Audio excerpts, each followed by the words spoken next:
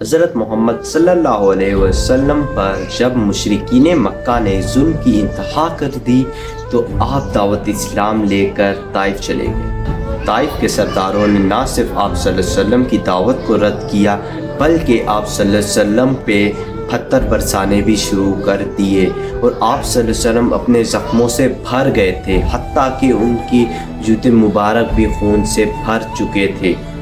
آپ صلی اللہ علیہ وسلم وہاں سے بھاگ کر ایک باغ میں جا پہنچے۔ وہاں پر رک کر آپ صلی اللہ علیہ وسلم نے اللہ سے دل سے دعا کی کہ یا اللہ، میں تیرے سامنے اپنی کمزوری، بے بسی اور لوگوں کے سامنے اپنی اس حالت کا اظہار کرتا ہوں۔ تب حضرت جبرائیل علیہ السلام آئے اور کہنے لگے کہ آپ حکم دیں تو میں ان دونوں پہاڑوں کے بیچ میں ان لوگوں کو تباہ و برباد کر کے رکھ دوں، مگر نبی صلی اللہ علیہ وآلہ وسلم نے فرمایا کہ مجھے امید ہے کہ ان کی آنے والی نسلوں میں کوئی نہ کوئی ضرور اللہ کو ماننے والا ہوگا۔